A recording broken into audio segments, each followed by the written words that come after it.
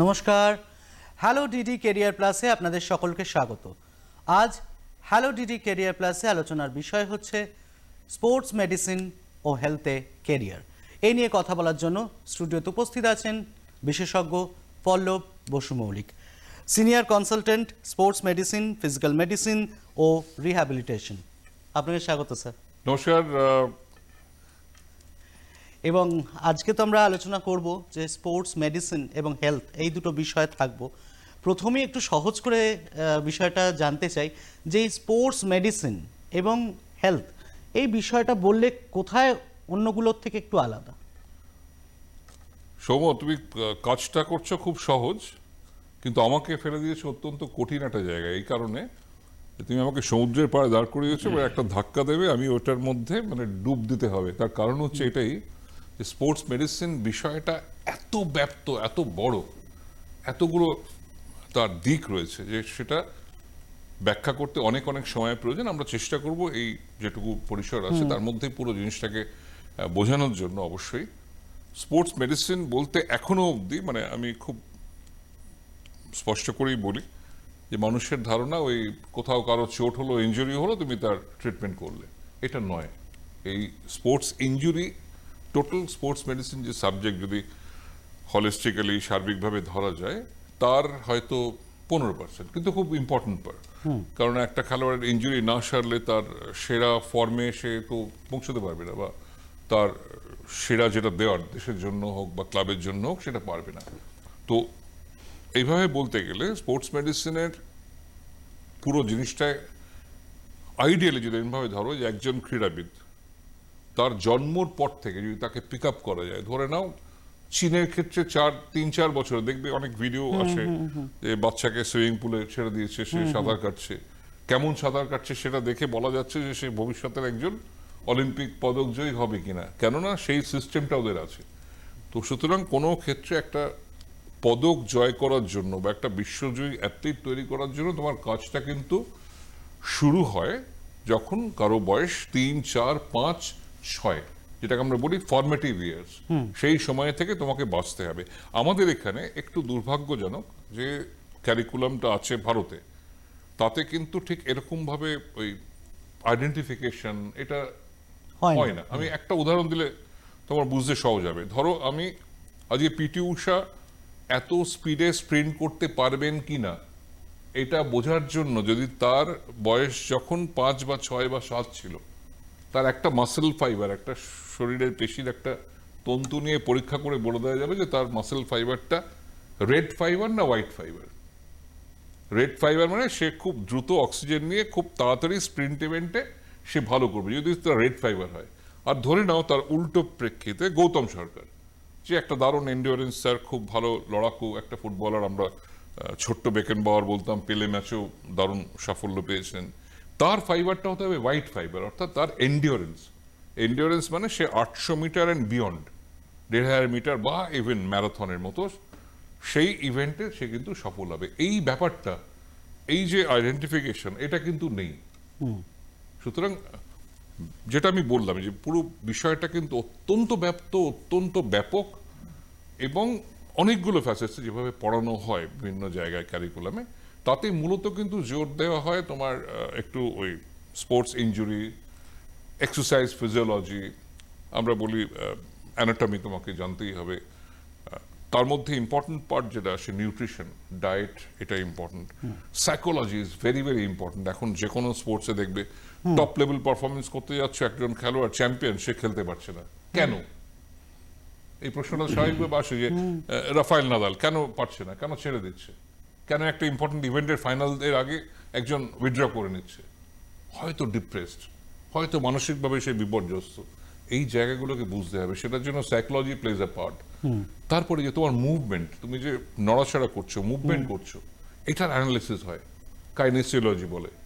Anthropology বুঝতে হয়, নৃতত্ত্ব, মানুষ কিভাবে এসছে, তার মুভমেন্ট, তার চলাফেরা, এই সমস্ত জিনিসগুলোকে মিলিয়ে কিন্তু একটা স্পোর্টস মেডিসিন ডাক্তার যে, বা ইনফ্যাক্ট এখন এটা আরো ব্যপ্ত হয়ে গেছে, আমরা বলি স্পোর্টস সায়েন্টিস্ট। এই যে আমি রিসার্চের ব্যাপারটা বললাম, এটা সাধারণত যারা সায়েন্টিস্ট তারা একসঙ্গে কাজ করেন এবং এটা অ্যাবসলিউটলি টিম ওয়ার্ক। মানে কোলাবোরেশন কোনো একজন পারেন না, মানে আজকে তোমাকে বলছি যে কোনো একজন বিশ্বজয়ী অ্যাথলিট বা একজন যে কোনো টেনিস খেলোয়াড় বলো বা যে কোনো কেউ বলো, অ্যাথলিট বলো, তারা কিন্তু একটা টিম অফ স্পেশালিস্ট বা এক্সপার্টস ক্যারি করে সঙ্গে, মানে নিজের একটা সঙ্গে। কোলাবোরেশন করে একসঙ্গে কাজ সবাই করা। মিলে একসঙ্গে করতে হয়। তার মধ্যে একজন মনস্তত্ত্ববিদ থাকবেন, একজন কি দুজন থাকবেন, তার শেফ থাকবে, তার ডায়েট করার জন্য লোক থাকবে, সে কি খাবে, তাকে সে কোন গান শুনবে, সে কোন কতটা বিশ্রাম নেবে, কতটা এক্সারসাইজ করবে, কোন সময় কি খাবে, তারপরে তো তার টেকনিকের প্রশ্ন আসছে, তার সবকিছু। আর এই যে তোমাকে বললাম না যে মুভমেন্টটা নিয়ে অ্যানালিসিস হওয়াটা প্রয়োজন। একটা উদাহরণ দিলে বুঝতে খুব সুবিধা হবে সবার। জাসপ্রীত বুমরা এখন বিশ্বসেরা বোলার। এবার জাসপ্রীত বুমরা বোলিং অ্যাকশনটা দেখেছো, এবং এই বোলিং অ্যাকশনের জন্য তার কিন্তু সবসময় লোয়ার যে স্পাইন, সেখানে একটা ইনজুরি হওয়ার সম্ভাবনা তৈরি হয়, প্রোননেস থাকে। কেন? যেভাবে সে মুভমেন্ট করে এবং যেভাবে গিয়ে সে ডেলিভারি করে। মানে ওর স্টাইলটা। এবার আমার জাসপ্রীত বুমরাকে প্রয়োজন দেশের স্বার্থে, তোমার ট্রফি জয়ের জন্য। এবং দেখা গেল যে তার এই সেম প্রবলেমটাই কিন্তু হয়েছিল, কিন্তু তার চিকিৎসা তারা বিদেশে গিয়ে করেছে। অধিকাংশ চিকিৎসাই কিন্তু খেয়াল করবে, সেটা সচিন তেন্ডুলকরের টেনিস এলবোই বলো, কিংবা শ্রেয়াস আয়ারের লিভারের চোট বলো, কিংবা জাসপ্রীত বুমরার কোমরের ট্রিটমেন্ট বলো, এরা কিন্তু ট্রিটমেন্টটা বিদেশে গিয়ে করেন। যদিও দেশের মধ্যে কিন্তু কয়েকজন খুব নামকরা ডাক্তার আছেন যারা স্পোর্টস মেডিসিনের এই ব্যাপারগুলোর অনেক ভালো বোঝেন। কিন্তু আবারও যেটা বললাম, যে হোলিস্টিক অ্যাপ্রোচ, সবকিছু মিলিয়ে, এটা আমেরিকা, ইংল্যান্ড সহ গোটা ইউরোপ, কানাডা, নিউজিল্যান্ড, অস্ট্রেলিয়া এবং চায়নায় কিন্তু তুমি যেতে পারবো না বা ওই ফেসিলিটিটা নিতে পারবো না, কিন্তু অর্থ দিতে পারলে বা অ্যাফোর্ড করতে পারলে আমি কিন্তু আমেরিকা বা ইংল্যান্ড বা ইউরোপের যে কোনো টপ দেশে গিয়ে আমি শুশ্রূষা পেতে পারি। তো এই জিনিসগুলো কিন্তু খুব ইম্পর্টেন্ট, মানে সবকিছু মিলিয়ে তোমাকে করতে হবে। তার মানে কি, you have to make a start, কোনো না কোনো একটা জায়গায় শুরু করতে হবে। আমরা 80-এর দশকে শুরু করেছিলাম, আমি কোনো ক্লাবের নাম বলবো না, প্রথম দিকে জাস্ট একটা ব্লাড প্রিক করে কতটা রক্তে হিমোগ্লোবিন আছে এইটার পরীক্ষার অনুমতি চেয়েছিলাম। একজন বিদগ্ধ কোচ, তিনি প্রচুর সায়েন্টিফিক কথাবার্তা বলেন, সফলও অনুমতি দেননি। আমি যে দুটো ক্লাবের কথা বলছি যাদের গোটা বিশ্বময় কোটি কোটি সদস্য সমর্থক আছে, আমার মনে হয় আমার কথা থেকে মানুষ বুঝে যাবেন, অনুমতি পাওয়া যায়নি। আবার আমি বাংলা দলের যখন দায়িত্ব নিয়েছিলাম, আমরা একবার সফল হয়েছি, সন্তোষ ট্রফি জিতেছি, ফুটবলের কথা বলছি, তখন কিন্তু সেইভাবে আমরা কাজ করতে পেরেছি। কারণ ওই সময়টায়, যে সময় আমরা শুরু করেছিলাম, তখন কিন্তু স্পোর্টস মেডিসিন ব্যাপারটা কি, এটা মাথায় মাখে না গায়ে দেয় মানুষের কিন্তু ধারণা ছিলই না।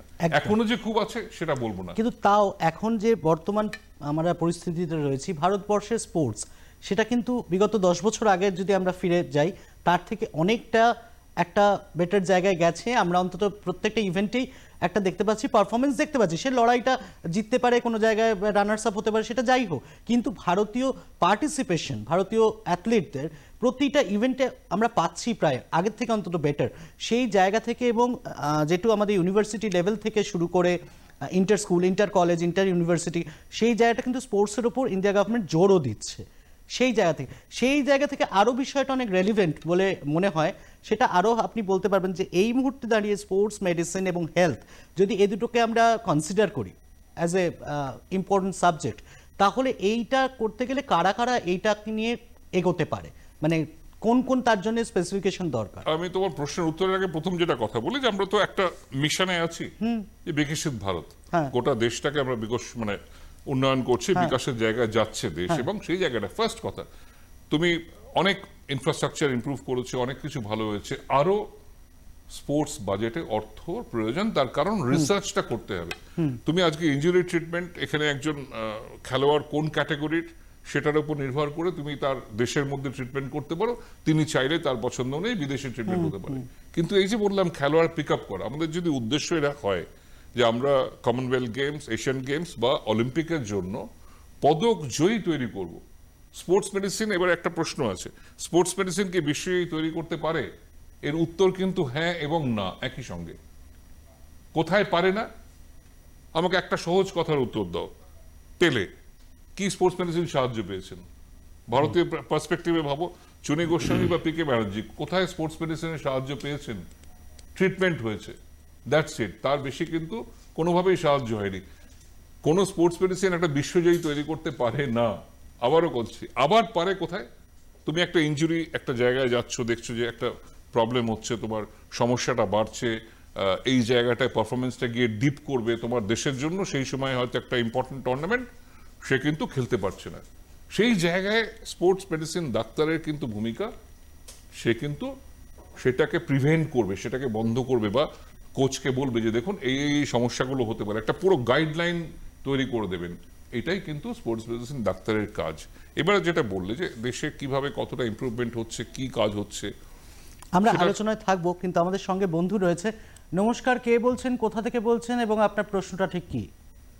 এর ভিতরে আমাদের কলকাতার ভিতরে কোন কোন কোন কোন কোন কোন সেক্টর গুলো আছে আমরা সরকারিভাবে সেখানে আমরা যেতে পারি বা বিভিন্ন পরীক্ষা করাতে পারি? আচ্ছা, অবশ্যই আপনি সঙ্গে থাকুন। উনি বলছেন যে আমাদের একবারে পশ্চিমবঙ্গের সরকারি কোন কোন জায়গায় গেলে এই টেস্টগুলো করা যায় বা উনি সাহায্য পেতে পারেন।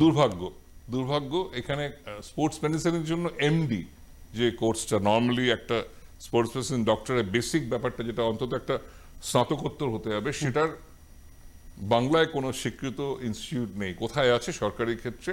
সবচেয়ে ভালো যদি বলতে হয় এনএসএনএএস, অর্থাৎ পাতিয়ালার national Netaji Subhash national institute of sports, সেখান থেকে কোর্স করা যায় এমডির। এফএমসি পুনে, অর্থাৎ arm forces medical college Pune থেকে করা যায়। দিল্লির একটা কলেজ ইন্দ্রপ্রস্থ ইউনিভার্সিটি ওরা পড়াচ্ছে। মণিপুরের regional institute of medical science হচ্ছে, ওরাও এই কোর্সগুলো করাচ্ছে। সুতরাং এমডি যদি করতে হয়, কিন্তু প্রশ্ন হচ্ছে এমডির পরেও বিভিন্ন রকম পোস্ট গ্রাজুয়েট ডিপ্লোমা কোর্সও আছে। আমাদের সঙ্গে আরো একজন বন্ধু রয়েছে, জেনে নি। নমস্কার, কে বলছেন, কোথা থেকে বলছেন এবং আপনার প্রশ্নটা ঠিক কি? আমি সোনারপুর থেকে নিতাই ভট্টাচার্য কথা বলছি। বলুন। নমস্কার, শুভ সন্ধ্যা সঞ্চালক স্যার। নমস্কার। নমস্কার, শুভ সন্ধ্যা জানাই পল্লব স্যার আপনাকে। আচ্ছা, আমার কথা স্পোর্টস মেডিসিন বললেন, আমার একটা কথা জানা, যারা ধরুন স্পোর্টস মেডিসিনের বিশেষজ্ঞ হয়, তারা কি প্লেয়ারদের শরীরতত্ত্ব এবং মনস্তত্ত্ব সম্বন্ধে জানতে হয়? তারা কি সাইকোলজিক্যাল ট্রিটমেন্টটা করে? এইটা আমার জানা। আর একটা বলছি কথাটা, যখন ইস্ট বেঙ্গল আসিয়ান কাপ খেলতে যায়, শান্তিরঞ্জন দাশগুপ্ত মনে হয় স্পোর্টস মেডিসিনের কিছু জানতো বলে দেবজিৎ ঘোষ যেভাবে হয়েছিল, ইমিডিয়েটলি কি ট্রিটমেন্টটা দরকার, তারা মনে হয় স্পোর্টস মেডিসিন বিশেষজ্ঞরা মনে হয় এটা ভালো জানে। এই সম্বন্ধে বিশদ তথ্য আরও জানতে চাই। একদম নিশ্চয়, আপনি সঙ্গে থাকুন। তা আমরা যেটা ছিলাম আগে ওইটা কমপ্লিট করি, পরে নিতাইবাবুর প্রশ্নের উত্তরে আসছি। হ্যাঁ, যে এই জায়গাটা এবারে এমডি ছাড়াও কিন্তু কিছু পোস্ট গ্রাজুয়েট ডিপ্লোমা কোর্স আছে। হ্যাঁ। এমএসসি করা যায়, পোস্ট ডক্টরাল করা যায়, যেটা বিদেশে হয়, এখানেও একটু একটু শুরু হচ্ছে, হচ্ছে, আজকাল হ্যাঁ। শুরু হয়েছে সবে। এবং কিছু শর্ট টার্ম কোর্স আছে যেখানে তুমি গিয়ে ধরো শুধু এক্সারসাইজ ফিজিওলজি, কতটা এক্সারসাইজ করবে, বা জয়েন্ট স্টাডি, তোমার গাঁটের মুভমেন্ট কতটা ভালো হবে, কোন জায়গায় তুমি তোমার ইনজুরি প্রিভেনশন করবে, এর কাজটাও কিন্তু কখনো কখনো আমরা স্পোর্টস মেডিসিনের মাধ্যমে আমরা কিন্তু করতে পারি। সুতরাং বিভিন্ন ধরনের কোর্স আছে, কিন্তু একজন অন্তত এমবিবিএস পাশ করা ডাক্তার, তার যে এন্ট্রি লেভেলটা এমডি করার জন্য, সেটা ন্যূনতম যোগ্যতা, সেটা না হলে কিন্তু এটা করাটা সম্ভব হয় না। এবং আর একটা জিনিস জিজ্ঞেস করি, যেটা আপনি বলছিলেন, যেটা একটা বড় টিম ওয়ার্ক, একটা টিমে কাজ হয় অনেক সময়। স্পোর্টস মেডিসিন স্পেশালিস্ট যিনি বা স্পোর্টস সায়েন্টিস্ট যিনি হচ্ছেন মেডিসিনের দিক থেকে, তিনি তো আছেন তাকে সহায়তার জন্য। যারা ধরুন এই মুহূর্তে আর সেই জায়গায় নেই যে হয়তো সে এমবিবিএস করবে বা এমডি করবে, অথচ সে হয়তো ফিজিওথেরাপিতে ধরুন সে একেবারে মাস্টার্স লেভেলে পড়াশোনা করেছে, বা ফিজিওলজিতে সে মাস্টার্স লেভেলে করেছে, তার স্পেশালাইজেশন হয়তো ছিল স্পোর্টস মেডিসিন। তারা যদি চায় নিজেদের আপগ্রেড করতে, তাহলেও কি তারা পিজি ডিপ্লোমার মতো কোর্সগুলো করে নিজেদের আপগ্রেড করতে পারে এবং কাজ শুরু করতে পারে? অবশ্যই পারে। ভীষণ ভালো বা ইম্পর্টেন্ট প্রশ্ন করলে তুমি, যে গোটা জায়গাটা যেটা হচ্ছে, একটা ডাক্তার কিন্তু একলা কিচ্ছু করতে পারবেন না।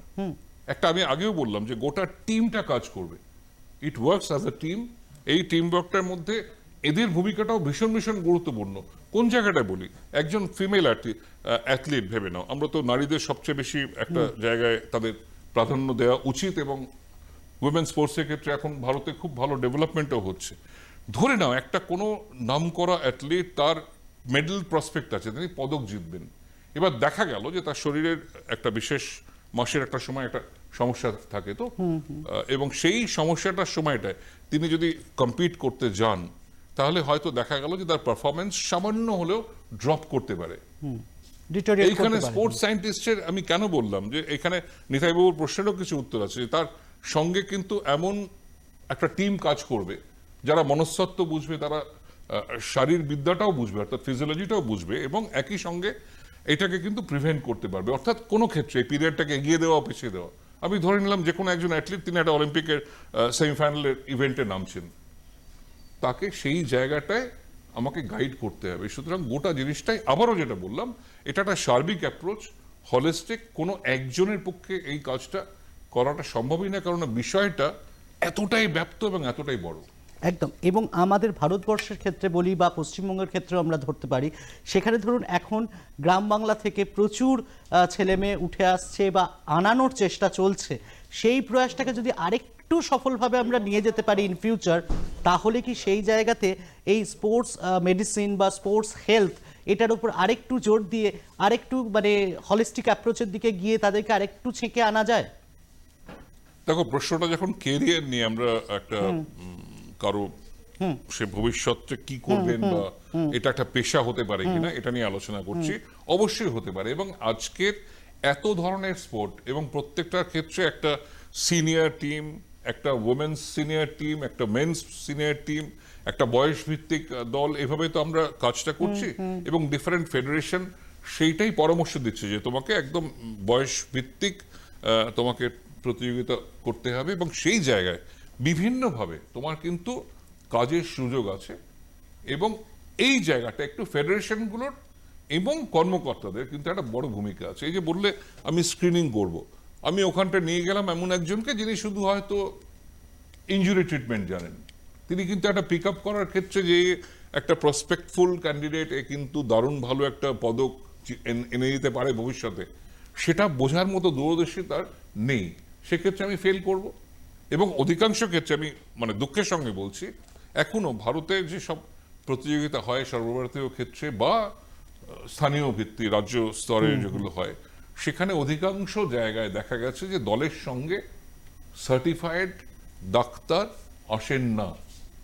অনেক সময় বিভিন্ন ক্ষেত্রে আয়ুষ ডাক্তার বা বিভিন্নভাবে অন্যদেরকে আনা হয়, বা কেউ একটু হাত পা নাড়িয়ে দিতে পারেন ম্যাচিওর, তিনি দলের সঙ্গে চলে গেলেন ডাক্তার হিসেবে। এই জায়গাটাকে বন্ধ করাটার প্রয়োজন এসে গেছে, এবং সেই সময়টা এসে গেছে। যদি আমাদের সত্যি সত্যি ভালো করতে হয় বা পদকের কথা ভাবতে হয়, আমি সাকসেসফুল একজন অ্যাথলিট হব, ক্রিকেট নিয়ে ভাবার প্রয়োজন নেই, কারণ ওটা নিজের যত্ন নিজেকেই নেবে, কোনো প্রবলেম নেই। কিন্তু বাকি যত স্পোর্টস, তুমি অলিম্পিক স্পোর্টসগুলোর ক্ষেত্রে বলো, ফুটবল, হকি, অ্যাথলেটিক্স, জিমনাস্টিক্স, প্রত্যেকটা ক্ষেত্রে, বাস্কেটবল, ভলিবল, কুস্তি, বক্সিং, প্রত্যেক জায়গায় কিন্তু এটা বয়স ভিত্তিক ভাবে তোমাকে কিন্তু এই স্পোর্টস মেডিসিন ডাক্তারদের হেল্পটা প্রয়োজন, এবং সেটা হলেই তোমার কিন্তু কাজের স্কোপটা অনেকটা বাড়বে। একদম। সুতরাং কাজের সুযোগ প্রচুর রয়েছে, কাজের প্রচুর প্রচুর সম্ভাবনা আছে, কিন্তু সেটা আমরা ঠিকভাবে প্রয়োগ করছি কিনা এটা খুব ইম্পর্টেন্ট। নিতাবু প্রশ্নের একটা উত্তর দিয়ে দিই, উনি একটা ইস্ট বেঙ্গল ক্লাবের কথা বলছিলেন। এক্স্যাক্টলি, হ্যাঁ, শান্তিদা আমাদেরই সিনিয়র, ভালো। এবং তিনি, তোমরা জানবে, দেবজিৎ ঘোষ ভারতের প্রাক্তন অধিনায়ক ফুটবলের, তার একটা কনকাশন ইঞ্জুরি হয়েছিল, মানে মাথায় চোট লেগে মুহূর্তের জন্য একদম টোটাল ব্ল্যাক আউট হয়ে গেছিল, এবং সেই জায়গা থেকে তাকে সঙ্গে সঙ্গে যে ট্রিটমেন্টটা দিয়ে বাঁচিয়ে হাসপাতালে নিয়ে যাওয়া হয়েছিল, এটা কিন্তু ওই এই ধরনের স্পোর্টস মেডিসিন ডাক্তার না থাকলে এইটা কিন্তু হতো না, এবং একটা আবারও দুর্ভাগ্যজনক ঘটনা আমরা মাঠে দেখতে পেতাম। সুতরাং এই জায়গাগুলো ইম্পর্টেন্ট। কিন্তু এই স্পোর্টস ইনজুরি, আবারও বললাম, মাত্র 15% টোটাল ট্রিটমেন্টের ক্ষেত্রে। বাকি অনেক অনেক জিনিস, তোমাকে মনস্তাত্ত্বিক দিকটা দেখতে হবে, তোমাকে ডায়েট দেখতে হবে, তোমাকে পিক আপ করা, যেটা বললাম যে একদম কম বয়স থেকে তোমাকে তুলে নিয়ে আসতে হবে, তোমাকে আবারও যেটা বললাম, আবারও রিপিট করি সেটা, যে তুমি কোন প্রতিযোগিতার আগে কোন গানটা শুনবে, তুমি কোনটা, তুমি কতটা ঘুমোবে, তুমি কখন উঠবে, তুমি কতটা জল খাবে, সমস্ত কিছু কিন্তু যারা চ্যাম্পিয়ন, যারা বিশ্ব চ্যাম্পিয়ন, তাদের কিন্তু একদম স্ট্রিমলাইন করা থাকে। এটা ক্রিকেটাররাও করেন, এটা টেনিসের তারকারাও করেন, এটা যারা ওয়ার্ল্ড ক্লাস অ্যাথলিট বা যারা জেতেন পদক অলিম্পিক ক্ষেত্রে বা কমনওয়েলথ গেমসে বা এশিয়ান গেমসে, তারাও কিন্তু করেন। একদম। এবং এবার যে একটু আসবো যে এই আন্ডার 13, আন্ডার 17, আন্ডার 19, এই কম বয়স থেকে আমরা 13 অবধি হয়তো পাই, সেখান থেকে স্ক্রিনিং। তার আগে হয়তো অনেক সময় দেখা যায় যে ভারতের সিনারিও দেখছি যে পড়াশোনা খুব একটা হচ্ছে না, হ্যাঁ একটু খেলাধুলা করতে ভালো, ফিজিক্যালি ভালো, মোটামুটি একটুখানি হ্যাঁ দৌড়ঝাঁপ করতে একটা প্রবণতা। কিন্তু এই যে আপনি যে জায়গাটা বলছেন একদম রুটে গিয়ে নির্বাচন করার যে সব দিকগুলো ব্যালেন্স করা, সেই জায়গায় তো এখন ধরুন গ্রাম বাংলা শুধু নয়, বহু ক্লাব তারাও কিন্তু বিভিন্ন বিভিন্ন ইভেন্ট প্র্যাকটিসের জায়গা করে দিচ্ছে বা অবশ্যই সুযোগ প্রয়োজন, দিচ্ছে। অবশ্যই সেই প্রয়োজন। জায়গাগুলোতে কাজে লাগিয়ে যারা স্পোর্টস মেডিসিন সাপোর্ট দিচ্ছে তাদেরও তো একটা কাজের জায়গা হতে পারে, তারাও তো সেখানে এই সিলেকশন থেকে শুরু করে তাদের এগিয়ে যাওয়াতে সহায়তা করতে পারে। একটা মজার গল্প বলে হ্যাঁ। তারপরে এই প্রশ্নটা আসছে, এজ ভিত্তিক বা বয়স ভিত্তিক যে প্রতিযোগিতার কথা বললে, হ্যাঁ। তোমাকে এজ ফাজিং বা বয়স চুরিটা বন্ধ করতে হবে ফার্স্ট। হ্যাঁ। কেন এই গল্পটা বললাম, আমি একটা জায়গায় প্রতিযোগিতা, সেটা ন্যাশনাল লেভেল প্রতিযোগিতা ছিল, একটা স্টেডিয়ামে আমরা ছিলাম, সমস্ত দলের চেকিং আপ হবে বয়সগুলোর, আন্ডার 13 টুর্নামেন্ট ছিল, এবং আমি গিয়ে যেটা হলো, আমার একটা কোনো কারণে ব্লেডের প্রয়োজন হয়েছিল, এবং আমি যে চত্বরে ছিলাম স্টেডিয়াম চত্বরে, সেখানে খান 10-15 দোকান আছে, এবং এই স্টেশনারি দোকান এবং এই ধরনের জিনিস আছে, এবং এই ধরনের দোকানও ছিল। কোনো দোকানে আমি গিয়ে একটা ব্লেড খুঁজে পেলাম না। তার কারণ ওরা বললো যে দলগুলো এসে গেছে না, ওরা সমস্ত না লট ধরে ব্লেড কিনে নিয়ে চলে গেছে। কেন? দাড়িটা কামাতে হবে, সুতরাং তারপরে এজ গ্রুপের পরীক্ষায় আসবে। হ্যাঁ। বিভিন্ন রকম পদ্ধতি আছে বয়স নির্ণয় করার জন্য, দাঁত দেখতে হয়। এখন অবশ্য আরো লেটেস্ট স্ক্যানের পদ্ধতি বেরিয়ে গেছে। আমি যে সময়ের কথা বলছি সেটা 9-এর দশকের একদম শুরুর দিক। তো এইটা খুব ইম্পর্টেন্ট। এখনো অবধি কিন্তু ভারতের বিভিন্ন জায়গায়, শুধু রাজ্য স্তরে নয়, জাতীয় স্তরেও বয়স চুরি হয়, এটা আগে রুখতে হবে। এবং তারপরে তুমি যখনই এই বয়সটার, নির্দিষ্ট বয়সের খেলোয়াড়কে তার এজ গ্রুপে কম্পিট করতে দেবে, তখন তোমার আস্তে আস্তে কিন্তু প্রতিভাটা বিকশিত হওয়ার চান্সটা বেশি। এক আমরা নম্বর। এই নিয়ে কথা বলবো, কিন্তু সঙ্গে বন্ধু রয়েছেন। নমস্কার, কে বলছেন, কোথা থেকে বলছেন, এবং আপনার প্রশ্নটা ঠিক কি?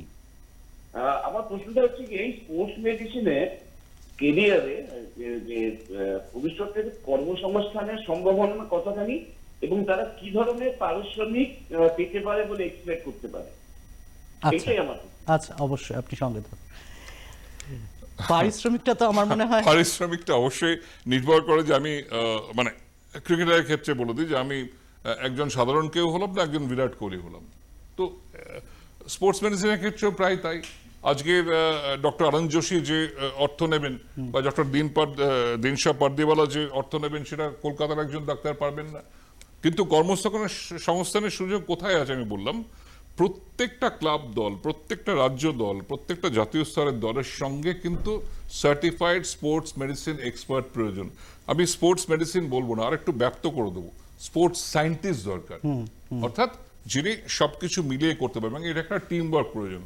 কিন্তু তোমাকে ন্যূনতম একজনকে তো থাকতে হবে যিনি অন্তত সব ব্যাপারগুলোর বুঝবেন, এবং একটা দলকে বা একজন পার্টিকুলার খেলোয়াড়কে সেই গাইডেন্সটা দেবেন। এটা খুব ইম্পর্টেন্ট, এবং এই জায়গায় সুযোগ আছে, কিন্তু কর্মকর্তাদের সেটা বুঝতে হবে। আবারও ওই আমি একটু ম্যাসাজ করতে পারলাম, হাতটা ঘুরিয়ে দিলাম, মাথাটা ঘুরিয়ে দিলাম, একটু ভালো করে টেপাটেপি করে দিলাম, আমি স্পোর্টস ডক্টর হয়ে গেলাম, এটা নয়। এই ভুলটা কিন্তু এখনো ভারতের অধিকাংশ মানুষেরই আছে, যে স্পোর্টস মেডিসিন কি এটা কিন্তু আমি একেবারে মানে হলপ করে বলতে পারি যে এখনো অবধি 70% মানুষ জানেন না। এবং এই স্পোর্টস মেডিসিন এবং স্পোর্টস হেলথ, তার যে গুরুত্ব কতটা, সেটা একটা সফল স্পোর্টস পাওয়ার জন্য, মানে স্পোর্টস পার্সনকে নিয়ে আসার জন্য সবার সামনে, সেটা কর্মকর্তাদেরও বুঝতে হবে, এবং সঙ্গে যারা এই নিয়ে এগিয়ে যেতে চাইছে তাদেরও সেই বুঝে সেইভাবে অ্যাপ্রোচটা করতে হবে, তাই তো? এবং এক্ষেত্রে আর একটা জিনিস আমার জানতে ইচ্ছা করছে, যে যারা ধরুন শুধু এদেশে নয়, বিদেশেও হয়তো অনেক সময় তো আছে যে হায়ার স্টাডি করতে যাবে বা স্পেশালাইজেশন করতে যাবে, তারা তো দেশকাল সীমানার গণ্ডি পেরিয়ে যে কোনো জায়গায় সে যদি এক্সপার্ট হয়, তাহলে সে তো কাজ করতেই পারে। অবশ্যই পারে, এবং বিদেশের সুযোগ আছে এখনো অবধি। মূলত এখন যুদ্ধ হচ্ছে মধ্যপ্রাচ্যে, অনেক ভারতীয় এই ধরনের কাজ তারা পেয়েছে, বা স্পোর্টস সায়েন্টিস্ট হিসেবেও তারা কাজ করছে। ইউরোপ বা আমেরিকা এই ক্ষেত্রে কিন্তু আরো যেহেতু অনেক বেশি তারা উন্নত, অ্যাডভান্স, খুব বেশি ভারতীয় নেয় না। যদিও এটা বলা হয় যে ইংল্যান্ডের NHS বা ন্যাশনাল হেলথ সার্ভিস এটা চলতোই না ভারতীয় ডাক্তাররা না গেলে। একদম আমরা আলোচনার একেবারে প্রায় শেষ লগ্নে, যারা ভবিষ্যতে এই স্পোর্টস মেডিসিন এবং স্পোর্টস হেলথ নিয়ে যারা কাজ করতে আগ্রহী তাদের উদ্দেশ্যে আপনি যদি কিছু বলেন। একেবারে যেটা প্রথম কথা যে আমি এটা স্পোর্টস ডক্টর হব এটা আমাকে আগে নির্ধারণ করতে হবে। খেলাধুলো করার অভিজ্ঞতা থাকতে হবে, থাকলে ভালো, না থাকলেও কোনো অসুবিধা নেই, কিন্তু ফোকাসটা থাকতে হবে। অন্তত সহমর্মিতা প্রয়োজন খেলোয়াড়দের। খেলোয়াড় একজন জন্তু নয়, খেলোয়াড় একটা সাবজেক্ট নয়, খেলোয়াড় একটা গিনিপিগও নয়। সুতরাং তাকে তার মতো করে ডিল করতে হবে, যেটা আবারও বললাম। এবং ইম্পর্টেন্ট হচ্ছে যে এই জায়গাটায় ফোকাসটা রেখে যে কোনো পড়াশোনার ক্ষেত্রে যেমন সেইভাবে এক একটা স্তর পেরিয়ে পেরিয়ে যেতে হবে। এবার আমার কেমন নম্বর, কেমন কতটা আমি মানে আমার যোগ্যতা এবং আমি কতটা আরও স্টাডি করতে পারি সেটা বুঝে নিয়ে আমি আমার কোর্স নির্ধারণ করব। MD অন্তত পাস করতে গেলে বা স্নাতকোত্তর স্পোর্টস মেডিসিন কোর্সে যেতে গেলে তোমাকে মিনিমাম ন্যূনতম 5 বছরের MBBS পাস করতে হবে। আর এছাড়া যে MSc বা অন্য ধরনের যে আরো ডিফারেন্ট ডিপ্লোমা কোর্সেস বললাম, অ্যালাইড কোর্সেস, সেগুলোর জন্য তোমার নির্দিষ্ট বিষয়ের ফিজিওলজির MSc থাকতে হতে পারে, একদম গবেষণায় অনার্স PhD যেরকম থাকে এবং সেটা করলে এইভাবে এগিয়ে যাওয়া সম্ভব। কেন নয়, যে কোনো পেশাতেই তো তুমি, আমি যদি মনে করি যে আমি কোনো একটা জায়গায় সফল হব, আমি অবশ্যই সফল হতে পারি। অনেক অনেক ধন্যবাদ স্যার এতটা সময় দেওয়ার জন্য। হ্যালো ডিডি ক্যারিয়ার প্লাসে আজকে আমরা ছিলাম স্পোর্টস মেডিসিন এবং হেলথে ক্যারিয়ার নিয়ে। এরকম বিষয় নিয়ে আবারও ফিরবো আগামী দিনে। খুব ভালো থাকুন, সুস্থ থাকুন, সঙ্গে রাখুন কলকাতা দূরদর্শনকে।